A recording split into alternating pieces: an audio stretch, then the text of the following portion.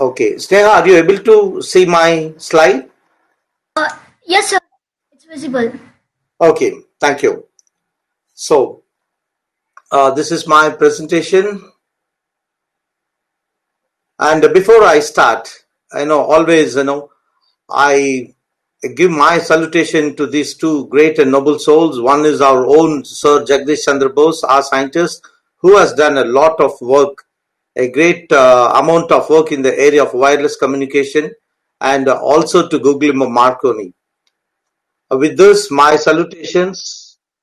My today's aim being World Space Week. So probably for the last couple of days now, right from 4th October. So many would have heard and gone through a lot of presentations, mainly on the satellite, space, rocketry, and whatnot, everything. So today I just want to tell you, and or maybe to acquaint a common person how simple, inexpensive, and practical is to track satellites and other space objects in real time, and also to predict satellite pass timings. And third one is maybe I'll be just touching and going on even how to receive and decode the real-time telemetry and payload signals from a certain class of satellites. And of course, all this from your home. Okay, so this is the main idea. The aim of my presentation is just to tell you how simple, inexpensive, and practical. Okay, so this is what my aim is. So having said that, like to track a satellite, so one might think or wonder whether you need to have this big antenna in your backyard, or maybe a good amount of equipments, cubicles of equipments, or maybe a big control room like this, having 20, 30, 40 people sitting inside, and you have to do tracking. No, it is definitely not this way. It's going to be very, very simple and much easier way. So, before going, so let us see, because very often we'll be using a term, certain slangs and definitions, and so particularly the orbit.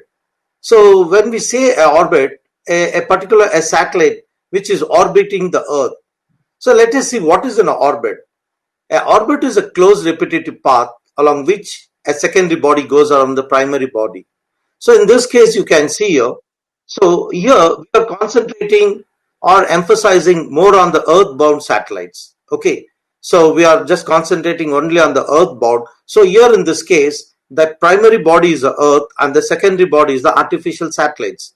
Okay. So when we say it is orbiting, so we can make the satellite to go in any direction. Okay. But it's going to go around the Earth. And we all know that the basic physics that as per the Newton's first law, these bodies will continue to go in the same direction and the same velocity without changing unless otherwise it's being disturbed by any external force. So if you have a closer look, so these orbits are classified into three categories mainly.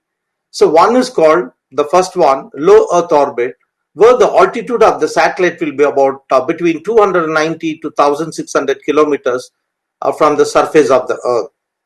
And medium Earth orbit, it's about 10,000 to 16,000 kilometers. And geosynchronous or geostationary, it is about 36,000 kilometers from the surface of the Earth.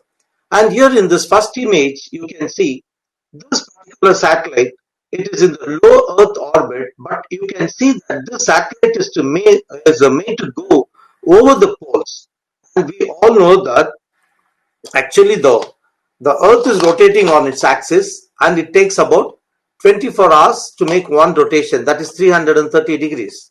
So when the Earth is rotating like this, and when you make a satellite, put a satellite to go around the Earth, and the satellite will continue to move in the same direction and with the same velocity without changing. Okay, and beneath that orbit, the Earth is rotating, and the Earth, since the Earth keeps rotating, and these satellites will go around different places, and we know. See, for example, you assume a satellite takes about 60 minutes, okay, just for an imagination, to make one orbit. That means from North Pole to South Pole, again to come back to North Pole. If it makes one orbit in 60 minutes, and the earth would have shifted by about 15 degrees. We all know that because in 24 hours it takes about for to make a 360 degree rotation, it takes about 24 hours. So per hour it shifts by about 15 degrees. So the same satellite which came over a particular area on the earth will not be coming over the same place. Okay, that it will be shifted its location. So here, for assumption, we think that satellite is just shifting, but actually the satellite is not shifting its position. Okay, the earth is shifting its position. So but the satellite will appear to be going in the different places, but it actually it's going over the different places. So it will keep going over the north and south pole and again over north pole. So these kind of orbits, generally we call it as a polar orbit, and it could be circular or as elliptical, and it can be inclined also. It need not to go exactly over the poles. It can be made to go even in an inclined orbit. It depends upon the application.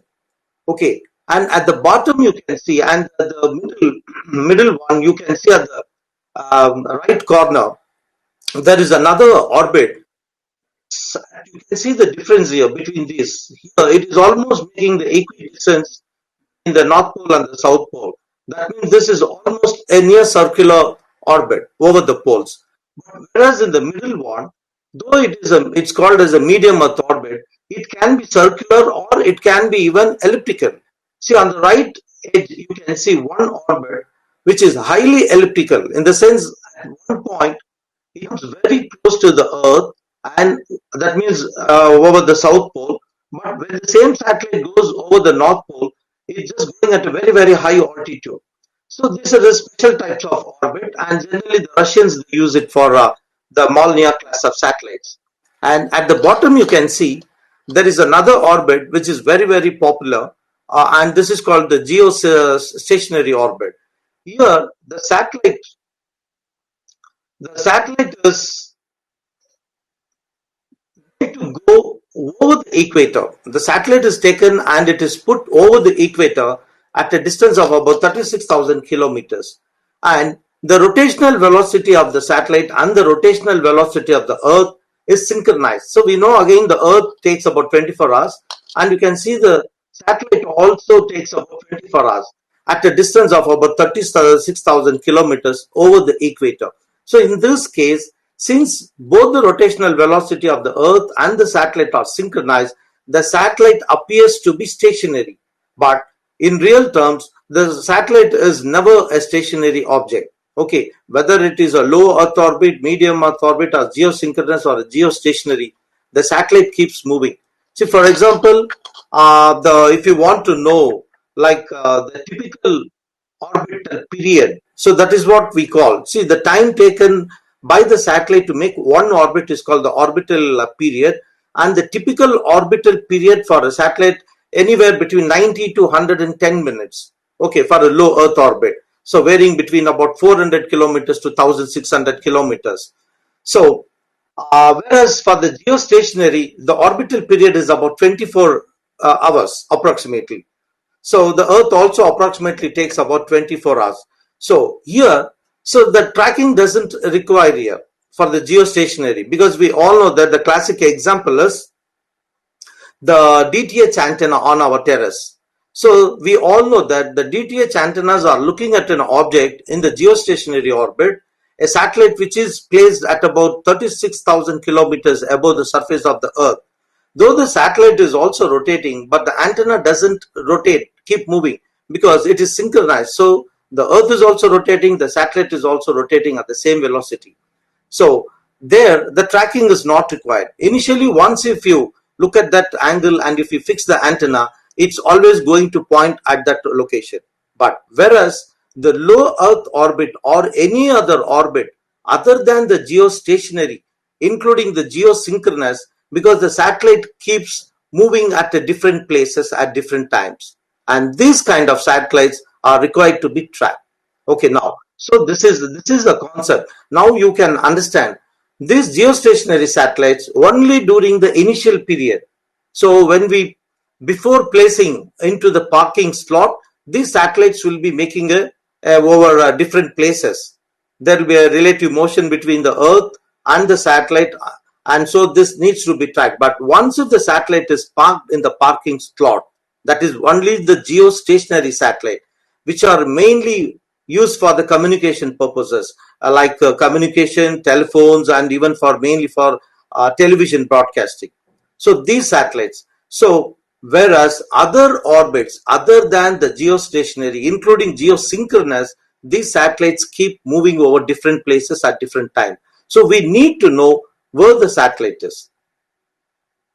So now as a first step, because here we are going to learn two things. One is to track the satellites in real time, and there we have two ways. One is to know where a satellite is at a particular given point in time.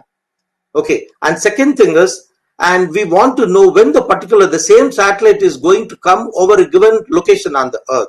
So there are two things. One is when, as a satellite builders or the designers, when we launch a satellite, particularly which are not geostationary, this satellite will just going over the Earth at a different altitudes, and because there are two velocity motions, so Earth is also rotating and the satellite is also rotating, so it all depends upon the which direction we are putting the satellite and what altitude.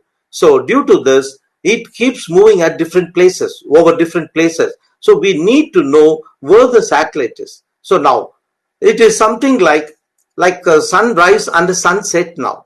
Okay, so we all know that sun rises in the east and sets in the west because the earth rotates from west towards east. So that's the reason the sun appears to rise from east and sets in the west, but actually the sun doesn't move. Of course, we can just take it as a practical thing, but we always think that the earth is, in the sense, the sun is moving from east to west. Okay, we will just assume in the same way, like when the sun rises, we all know that sun rises in the east around approximately 6 o'clock in the morning, sets in the west by 6 in the evening approximately. Okay, that means the sun is visible to any observer or any person or any place approximately for about 12 hours, but which is not the case. It keeps varying due to the different seasons, okay, at different points or times in a year. But for an approximation, we will take it like this.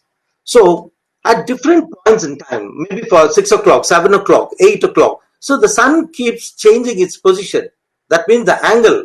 So the sun angle keeps changing for a given location on the earth. And finally at 6 o'clock in the evening, it sets in the west. So after the sun sets, it doesn't mean that the sun is not there. Okay, for a particular person, the sun is set, but the sun is always there for someone on the other side of the globe. Exactly. Now, these satellites also rises in one direction and sets in the other direction. But unlike sun, see, we know the sun visibility is almost for about approximately 12 hours, if from morning 6 to evening 6. But whereas these satellites are only for about maximum 15 to 16 minutes from horizon to horizon. Okay, now all that, whatever we want to do, so whether it is sending a commands or receiving the signals from the satellites, so the maximum availability for the low Earth orbit satellites, it is about 15 to 16 minutes maximum. Again, it depending upon the altitude and also the angle, the inclination it is going to make with a reference to a point on the Earth. Okay, so when the satellite happens to go over our head, it is the maximum time, the visibility is for maximum time, that is approximately for about 15 to 16 minutes.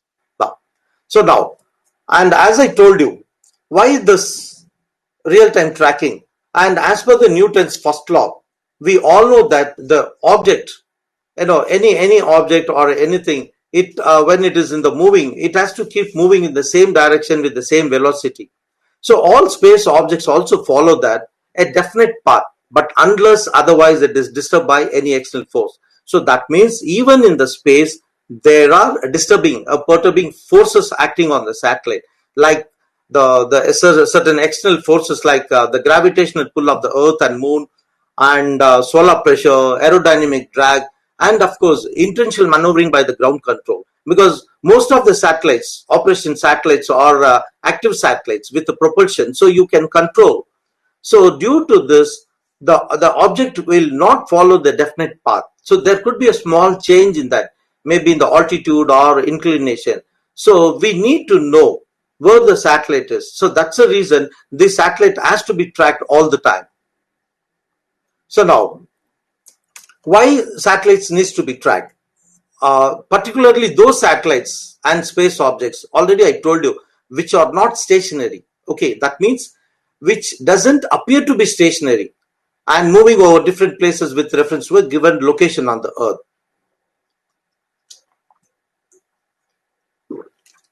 And to know the current location in its orbit and follow the ground track, so that the satellite will be just going around the Earth in the same path in the orbit without changing its altitude and direction. But since the Earth keeps rotating beneath the orbit, so it will be going over different locations. So we need to know where the satellite is and when the satellite is going to come over a given location again. So so with this we can determine its position and velocity at every instant. And of course we do this, it's very important for any active or passive radio communication, and of course for visual observation as well. And there are many other applications why a satellite has to be tracked. And so why satellites needs to be tracked is, so we need to know the health analysis, because always, for a satellite builder, a designer, the most important thing is the health parameters of the satellite. So always, we consider the satellites like a patient in the ICU. Every parameter has to be, checked and monitored every second wherever the satellite is over the globe. So its health parameters has to be monitored and controlled. And of course, the other thing is the system and the payload control. So we have so many systems in the satellite. Okay, so all the system, the engineering systems has to be monitored and controlled. And of course, the main function, the primary function of the satellite, that is for what purpose the satellite has been sent. So those data, whether it is a communication satellite or if it's for a remote sensing, earth observation, or for reconnaissance or anything. So all these operations has to be done. So we need to know where the satellite is to be, where the satellite is in its orbit. So for this purpose, a satellite needs to be tracked. And the most important thing these days, one of the criteria is the collision avoidance. Now, because of the debris, the more amount of debris in the space, so we need to know whether the satellite, because we have to make sure the satellite doesn't go in the collision course with maybe another satellite or maybe another debris. Okay, so for this purpose, the satellite needs to be tracked. So what is the satellite tracking? So actually, the satellite tracking is an activity in which the position or the flight progress of an orbiting object is monitored. Okay, so it is nothing but it's in the ellipse. We have to just see where the satellite is and what is this position, velocity at a particular instant. So this is called a satellite tracking. But you know very well, every satellite, for example, the space agencies, they have a dedicated center for this. In India and ISRO, we have a center called ISTRAC, with headquartered in Bangalore, where we track all the satellites. Okay, all the satellites have been tracked and monitored. The health parameters for whether it is the signals coming from the satellite or the commands what we say. So everything has been, we have a dedicated center for it, and you have a lot of people doing it, a big center. And now the same activity what a satellite center is going to do, so we can do as an individual. So that is what the purpose of my talk today. So I just want to tell you how simple it is. An individual can also do, anyone can find out with the help of a software where the satellite is. So it's very simple. Just I'm going to acquaint you with that. And so this is a very big science and a technology, but we are going to learn as a fun challenge and a science. So the most common activity when it comes for a satellite tracking, real-time tracking, so there are only two things. One is the real-time position and tracking. That means the real-time at given point in time. So we have to know where the satellite is. And second thing is past predictions. So maybe after 2 days or 2.5 days, or maybe after about 73 minutes, if you want to know where the satellite is or when it is going to come over the given location. So these two things are very, very important. Okay, so the first one is the real-time position is, it just shows the satellite's current location and heading, in which direction it's going. Past prediction is the one that tells when the satellite rises or sets below the horizon at a particular location. So we have to choose the location and see, we have to tell. For example, if you take a particular location, you can tell what is the sunrise time and sunset time, but it will not be the same for another location. So exactly, these past predictions will not be the same for the different locations. So we have to define the location. So from where the observer is going to, observe or track the satellite. So now let us see what is required for this. It's very, very simple. So the basic requirements are very simple. It's a simple understanding. As I told you, one should just understand how this orbits. And because for the given 1 hour time, I think I have to really run through my slides because I cannot dwell too much on certain areas. So I'll be just touching and going. Okay, so just giving the information or maybe the info on the surface level. So what is required is, it's a basic requirements are very, very simple. That's a simple understanding. Second thing is we need to do some simple planning there. And of course, we should have a perseverance and patience. Okay. And so let us see what are the technical requirements. So what is required is a PC and a computer program. And of course, we have to have a date and accurate time in the PC and location details. So what is the location details is a observer's location details.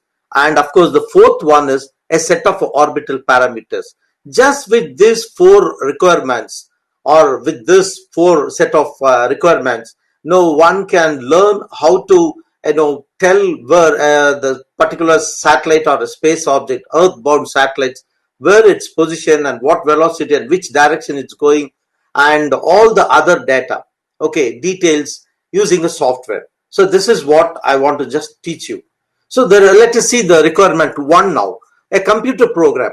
So this is also called a satellite tracking software, and what it does is it just computes the satellite position and velocities using mathematical model of the orbit by reading Keplerian elements. So I'll just tell you what is the Keplerian elements, and just it is a tracking software and it just computes the position and velocities.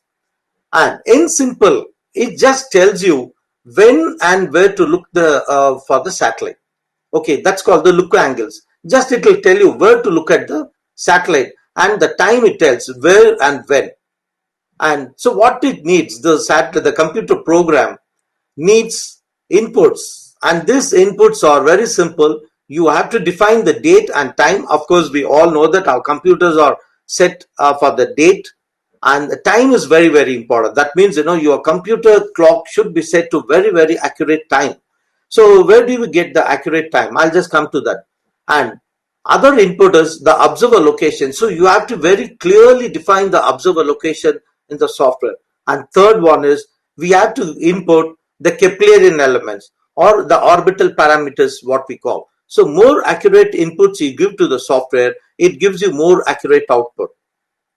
And so there are various computer programs available online, and it's all most of them are free, and most of them have been developed by radio amateurs and around the world, and they're all pretty accurate, and each one has got its own plus point features. Okay, so I always suggest for the beginners to try with Orbitron. So if some of you want, you can just have a screen grab or a screenshot of this slide, so you can try with the Orbitron.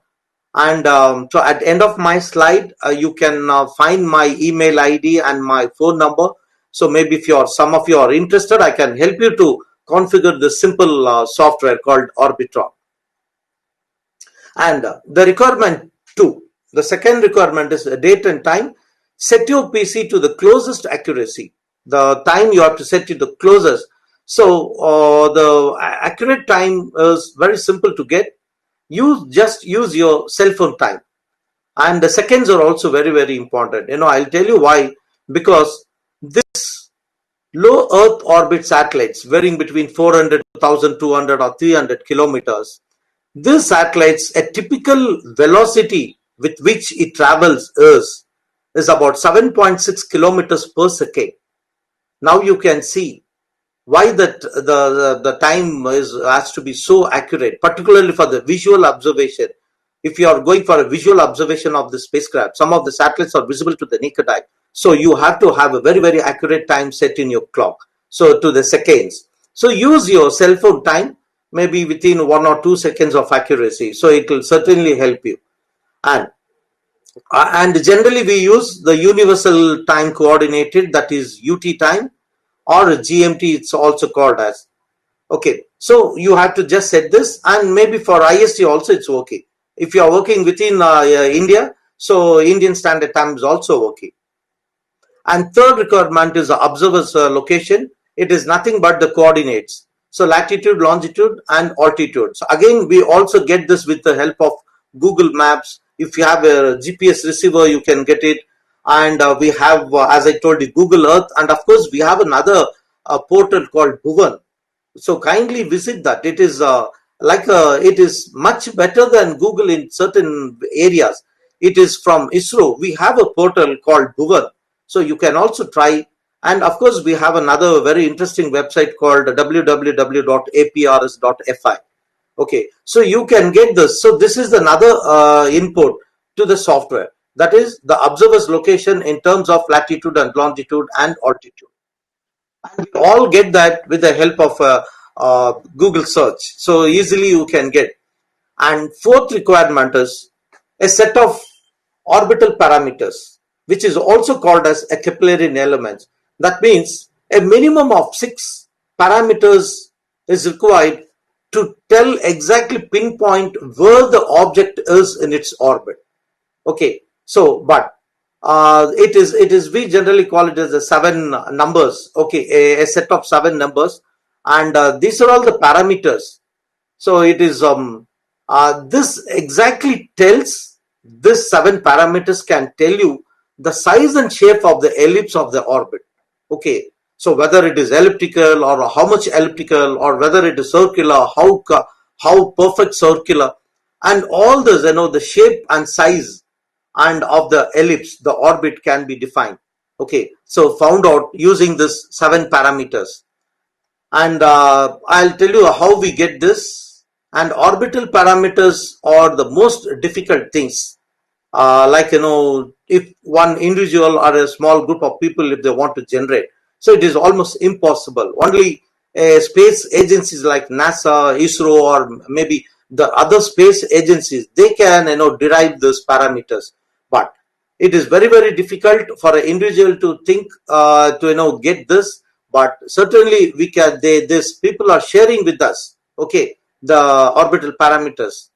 So of course there is another agency called NORAD, North American Aerospace Defense Command, who are responsible for detection, identification, and tracking of all man-made space objects. Okay, so there are about more than 500,000 space objects are being ranged and tracked. So they track these objects and they derive this orbital parameters called Keplerian elements, and they give these 7 parameters along with the required parameters in a format called 2-line elements. Okay, so and this NORAD, they give us the orbital parameters in a format called 2-line element, and it is available through internet, and it's free again. So literally we are not going to spend anything for this. Our softwares are free, and all the inputs, including the 2-line elements. So in short, we call as a TLE. So all this we get free of cost. So here we are not going to spend any money for this to learn the real-time tracking of satellites. So you have a website here where you can get this. So you can update the software directly if you have internet connection, or you can go to the website, download, and you can update your software manually. So this is how this 2-line elements will look like. So you can see these 2 lines. This first 2 lines is the reason it's called as a 2-line. All the required parameters, 7 parameters, along with few other parameters, are stuffed and elements, and this is the format most of the satellite tracking softwares can understand. Okay, So this is called the two-line element format, and there are certain softwares which they give the inputs in a state vector format. Okay, so anyway, we will not go into that, out of the scope. And so this is the output, what you get from the software. So this is how the location of the satellite with so much of features is being displayed. So this is called the 3D world projection. So here we have taken one of our Indian amateur satellite, the first Indian amateur satellite, AMSAT. So you can see this is the footprint, and this is another AMSAT Oscar 51 satellite. So you can see the footprint. So this is the coverage area of that particular satellite from that location, from that altitude. Okay, so that means this low Earth orbit satellites, so varying between 400 to 600, 800, 900 kilometers, and maximum these satellites can cover about 5 to 6 or 7% of the globe, not more than that. Whereas a geostationary satellite over the equator at a distance of about 36,000 kilometers can almost see half the satellite, of the Earth. Okay, so here it is about 5 to 6%, not more than that. So, and the other projection is like this. You can see this is a map projection, and you can see the world, the globe has been just made into a flat piece, a square, flat projection, and you can see that the satellite orbits, including the terminator line, and everything is given. And this is another software which gives the projection in this way. And of course, this is from the internet. This is from the N2YO website. And this is another projection, and this is from Orbitron, a software called Orbitron projection. And in this case, a satellite ISS, International Space Station, has been selected. And this is, of course, very old screenshot taken in the year 2011. Okay, I've been using since 2011 without changing the slide. Okay, the same one. So, and of course, there is an alternate solution also. So if you don't have a computer, or if you are not much interested, so always like a fast food, you have another solution here. So you can straight away go to internet, and so you can, there are a few sites, particularly websites from NASA, and this one, N2YO. It's a beautiful website. And also we have these days apps for Android and iPhones. Okay, like you can download this from Play Store, like Heavens Dash Above, and there are so many ISS detectors, so many apps, and also sites where straight away you can, if you are using a cell phone, it will just take the present location and it will compute and tell where the satellite is. But I would always tell that you learn using a software, because you are going to learn many things when you use a software. It's always good. And now, so having known, so now the basic question is, now what we can do. So now we have learned to track the satellites. Two things. So by using the software, now giving the inputs, so we got the outputs in different formats, like a world projection and radar projection and all that. We got to know where the satellite is and when the satellite is also going to come. Now what is the use? So now the applications or usages, again, there is another big world of science. It's called a technology. Okay, it's a wireless communication technology. Now, as a hobbyist, again, one can learn a big, what you call a technology, like a fun.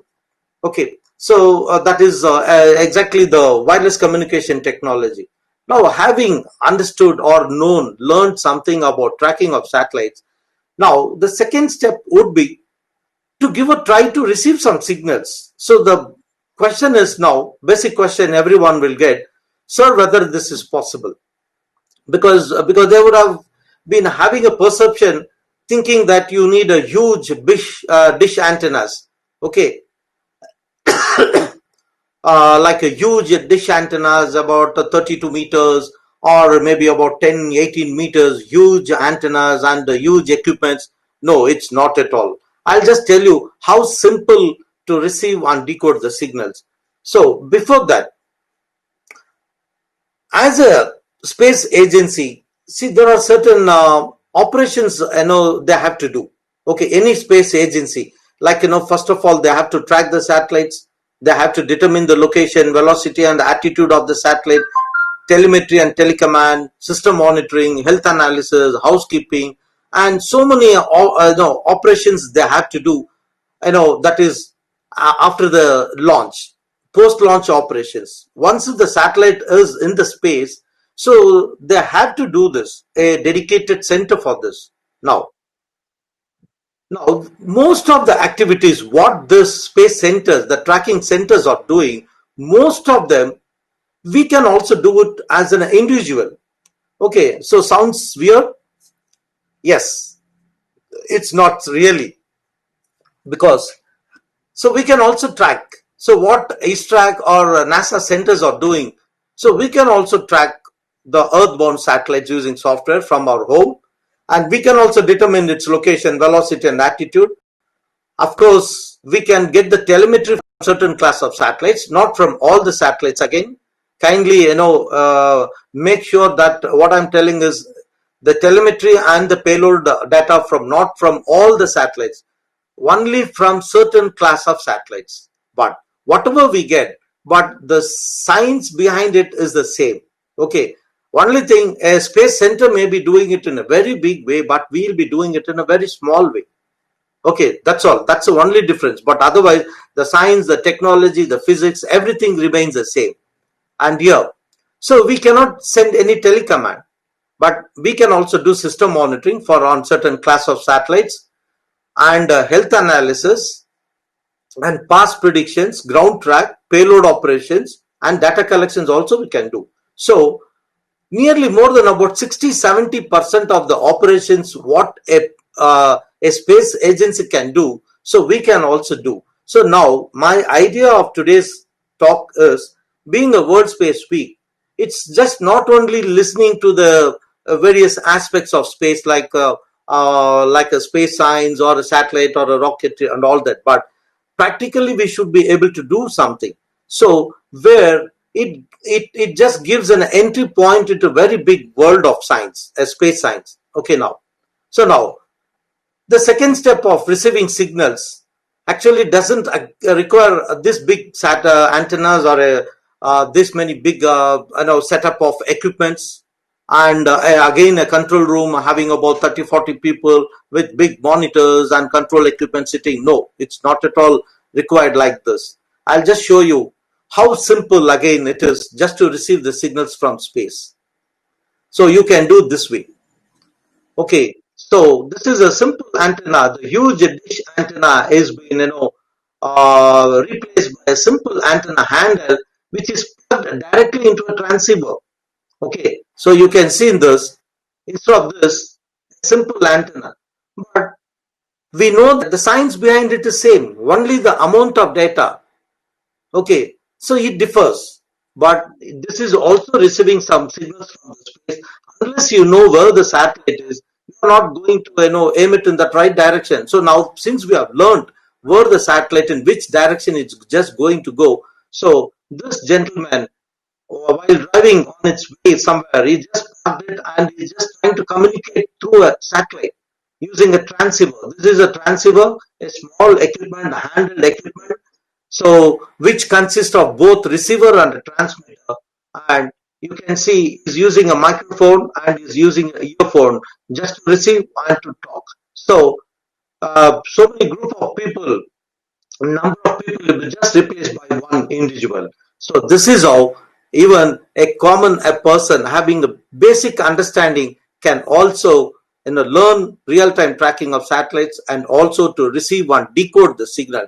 So now, as a hobbyist, as a fun, we are going to learn a very big science. Okay, now, so again, when it comes to the space communication, there are two options. One is one-way communication, that is just to receive, and there is another option called two-way. That means you can also transmit. But here, one-way is much simpler, and there are no license or anything required. But if you want to transmit, a license is required. Okay, so if you become a radio ham, an amateur radio operator, so you can transmit signals through amateur radio satellites, not through all the satellites. Okay, but receiving, there are certain class of satellites which transmits the signals and we can also decode it.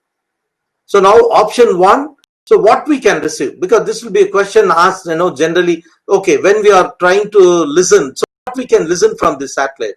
So we can listen the hams, radio amateurs voice through this amateur satellites. There are so many satellites going around the earth, amateur radio satellites. So if you have a receive setup, a simple antenna, a receiver, you can receive the ham's voice and you can receive data, images, telemetry and beacon signals from various amateur radio satellites, and of course from International Space Station, and there are so many students made satellites, and live weather images from American NOAA and Russian Meteor Earth observation satellites, and there are so many other, and of course sometimes you can even listen to the astronaut's voice from ISS, okay, through amateur radio frequencies.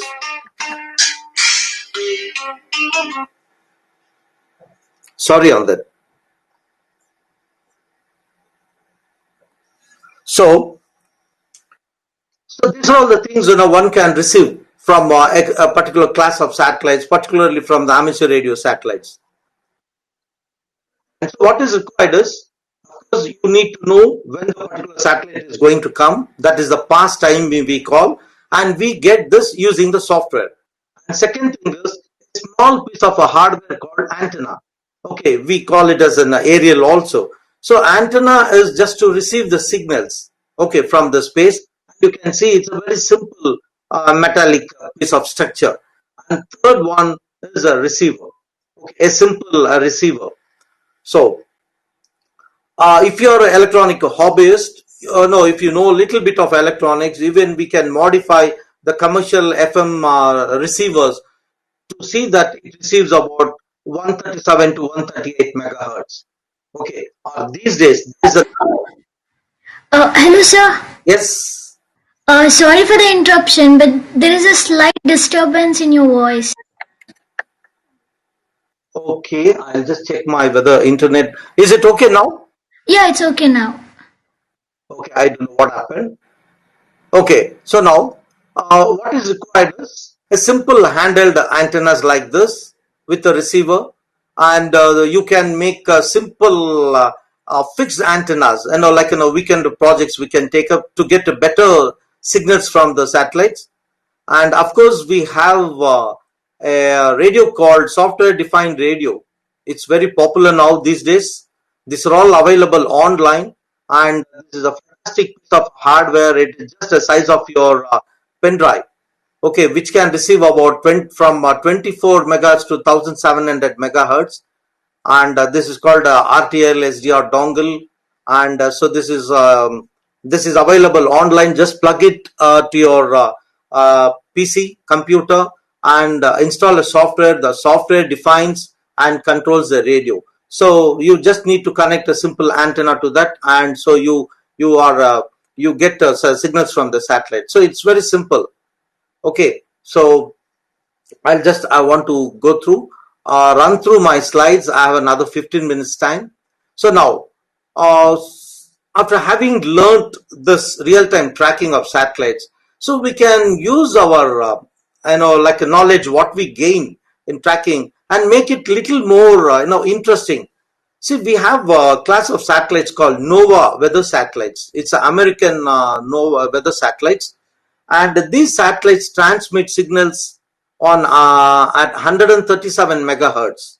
A normal VHF receiver can receive it, and also the SDR, software defined radios, and it's a real time weather images.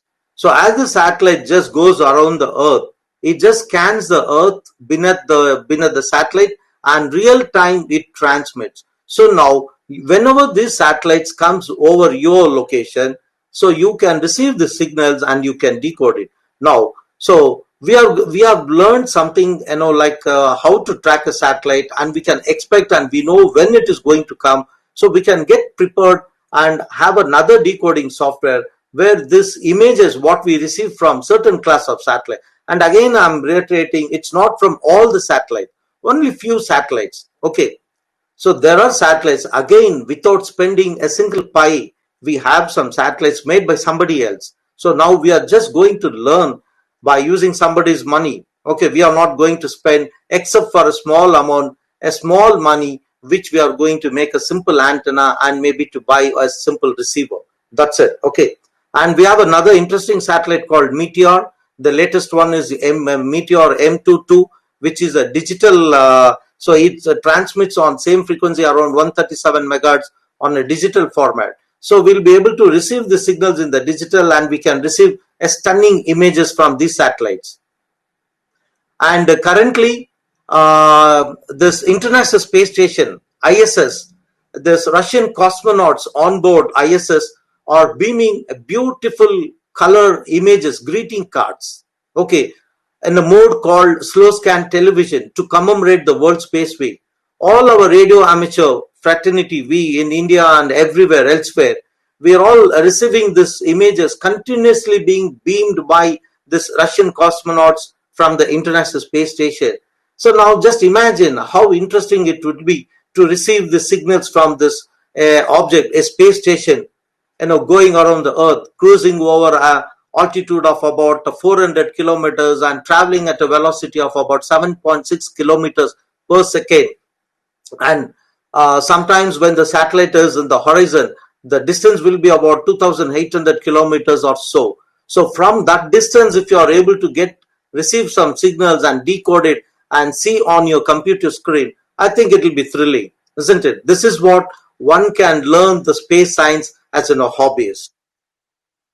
And so, as I told you, so nothing big is required. All that what you need is a satellite tracking program like Orbitron, a simple antenna for 137 megahertz or 145 megahertz for to receive the amateur radio signals from amateur radio satellites, and a FM receiver or a SDR, software defined radio dongle, and an audio cable just to take the audio from it and feed it to your computer to decode the data, whether it is an image or a data from the satellite what you received. And in case of the Nova and Meteor satellites, you need another decoding software called WX to image and M2LRPT. It's all very simple. I'll tell you over an evening. Anyone interested can learn how to track the satellites and to know where the satellite is and also to receive, except for if you have a simple antenna and if you have a receiver. Okay, so this is how the receive setup is going to be like. See the space segment. See, already there are dozens of satellites going around the Earth, including some of the Earth observation satellites and dozens of amateur radio satellites beaming signals towards the Earth. And all that what we need is a simple receive antenna and a radio. The radio could be a conventional radio or a SDR, software defined radio, and a PC. So we have a computer here and this is the screen. So this is how the setup is going to be.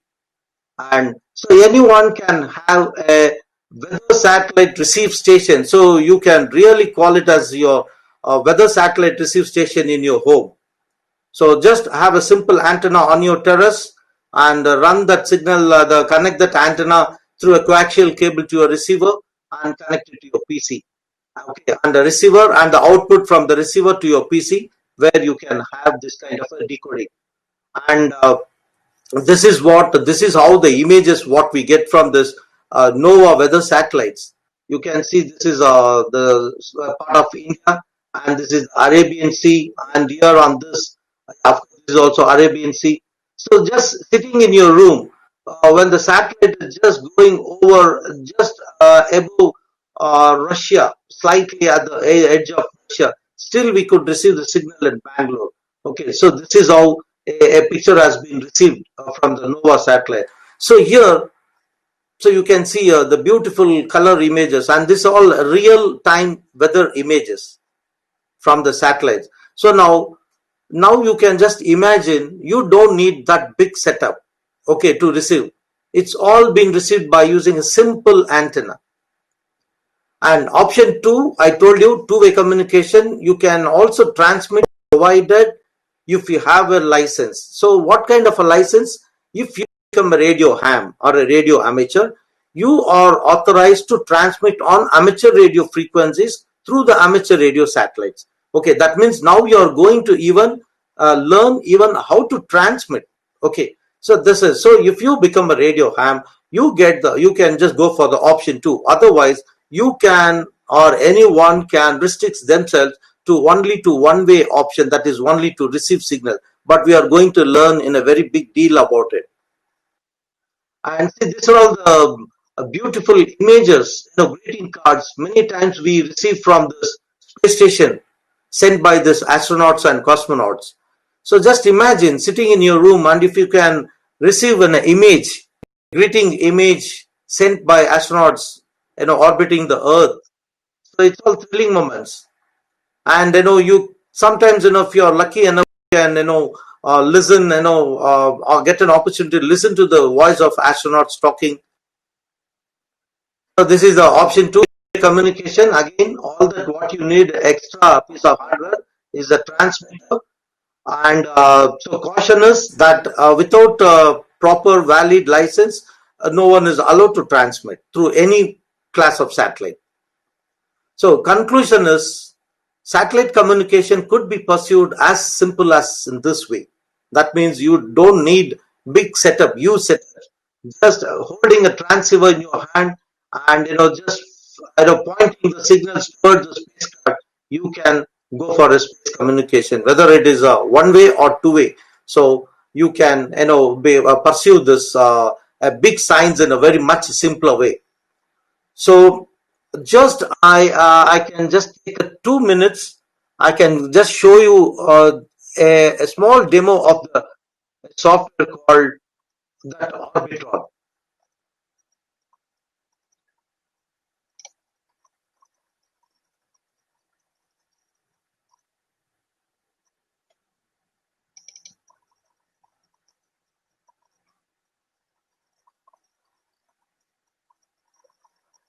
Sneha?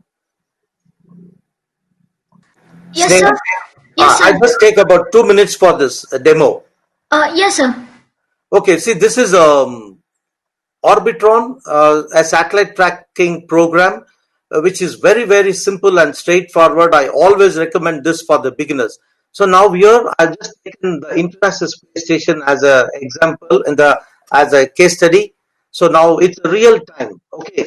So this software, it is in the map projection. Now you can see the International Space Station is over Atlantic, and just it has come from South Pole, not exactly from the South Pole is here, this is the North Pole, but it is inclined. So it is just inclined at about 51 degrees the equator. You can see this is the equator line, and the sun is here at this point in time, and moon is here, and this is the terminator line, and the satellite is just going towards the North Pole, not exactly over the north, but it is ascending. It's just from the south, it is just ascending towards the north.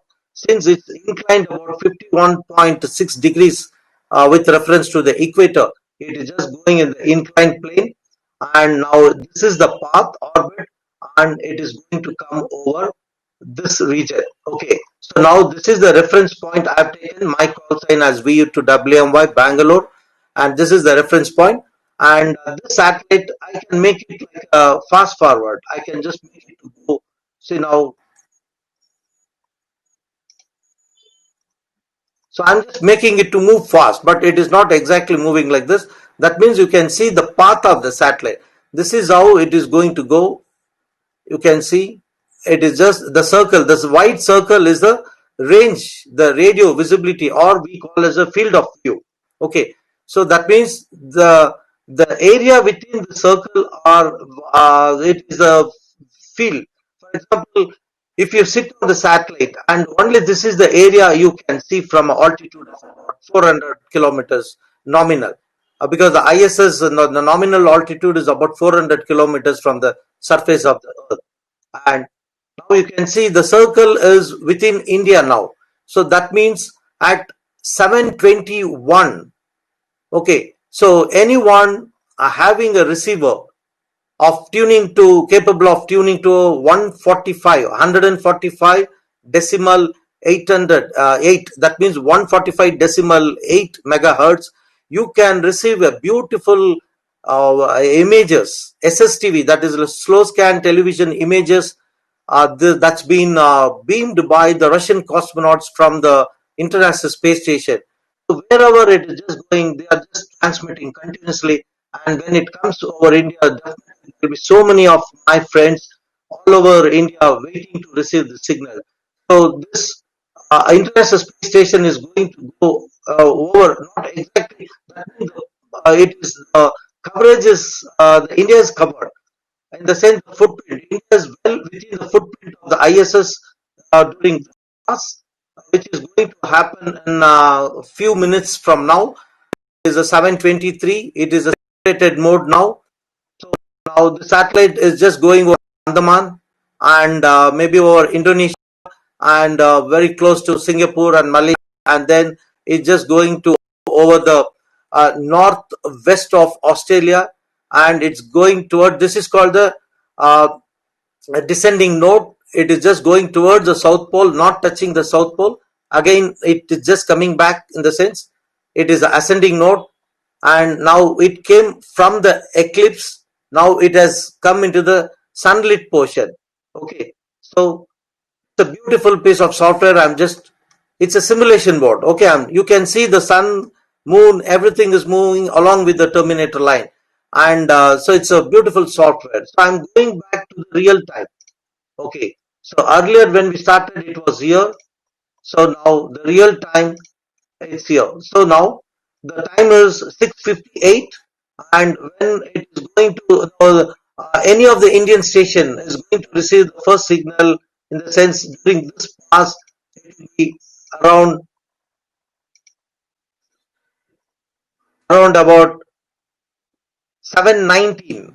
Okay, oh sorry, maybe the northern part of India. Certainly, my friends in Delhi and Gujarat and Punjab, so they'll all be getting the signals at around 7:17 or 7:16 itself.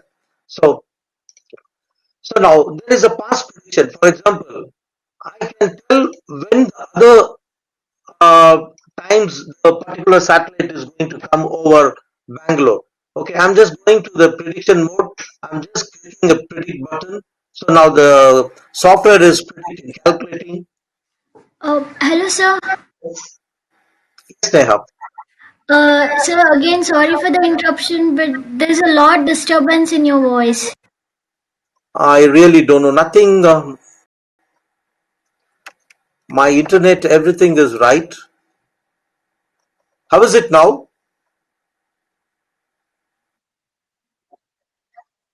Then I don't know what is happening, Sneha. Okay, anyway, another 2 minutes. I'm just going to conclude. Just a small demo I just wanted to give. I hope this is very interesting. Hope you all would like. So I'm just going back to my.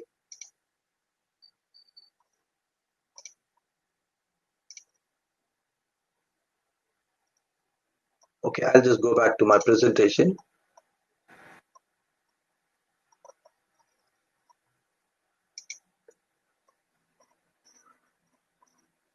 Okay, so that was the demo of Orbitron. Of course, I don't have time to give a demo of software-defined radio. And so this is again, I have planned like giving a small demo of the NOVA, that is a class of Earth observation satellite decoding, weather decoding software. So now almost I completed. It's about 7 o'clock. So as a bottom line, the hobby of satellite tracking or observing is, it's a fun and challenge packed with science. And it is also an underground facet of observational astronomy. If somebody is interested in learning astronomy, maybe you can start with tracking of satellites. And the satellite tracking is sure to induce a scientific interest among students, definitely, and sure to provide an insight into orbital mechanics, rocket propulsion, space physics, satellite applications, mathematics, computer programming, amateur radio, astrophotography, and many more. So I hope this particular session would have been a little practical, though SSERD has called us in a workshop because I didn't have much time to give more demo. So in the wake of or in the occasion of World Space Week, I hope something some of you would have learned practically how to at least track the satellites in real time and also to make the past predictions when it is going to come. Okay, so as a hobbyist, I always tell that one can develop different levels of scientific and technical knowledge from the lowest level to the most advanced level. So you can take it up as a hobby and we can just go to the very high level. So maybe probably having some research application goals in mind. So be a part of the reality if you really want to be. So become a radio ham. And so with this, I would like to conclude my session. And really, I hope that this presentation would have provided some basic ideas and information regarding real-time tracking of satellites and space communication. So I thank you very much, everyone, for giving patience listening. And this is my contact details. And I take this opportunity to thank SSERD for giving me an opportunity, a wonderful opportunity to meet you all on the occasion of World Space Week. So I'm really happy and thank you very much. And Nikita, if you're listening, my sincere thanks to you and to the whole team there and to Sneha, today's MC, and also Antriksh from Calcutta. Thank you all. Wishing you everyone a wonderful evening and stay safe. Take care of yourself and we will meet again, maybe when time permits again. So bye Uh, for now and greetings and love from Bangalore, from all of us here. So it's over to MC Sneha. yeah, thank you, sir. Thank you so much. That was a lot of information we received from you. And there are a few questions I like to put up. Yeah, please go ahead, Sneha. Yeah, so can the satellites be tracked even if the satellites lose the connection and they suddenly exert from our galaxy? No, I told this softwares can predict and compute only for the earth-bound satellite. But there are other softwares where you can, but that's all very, very complex and it's not that easily available as well. So these softwares, all that what I spoke about and told is only about the earth-bound satellites, including the space debris until it re-enters into the earth atmosphere. So all these Okay. objects can be tracked. Yes, sir. Provided if you get the orbital parameters from NORAD. Okay. And what happens to the satellites crash in their intersecting point? You mean the collision? Yes, sir. See, there are two things. One is if both the objects are dead ones, like a passive objects, there is no way that you can control. But if one object is active with the control, so we can maneuver.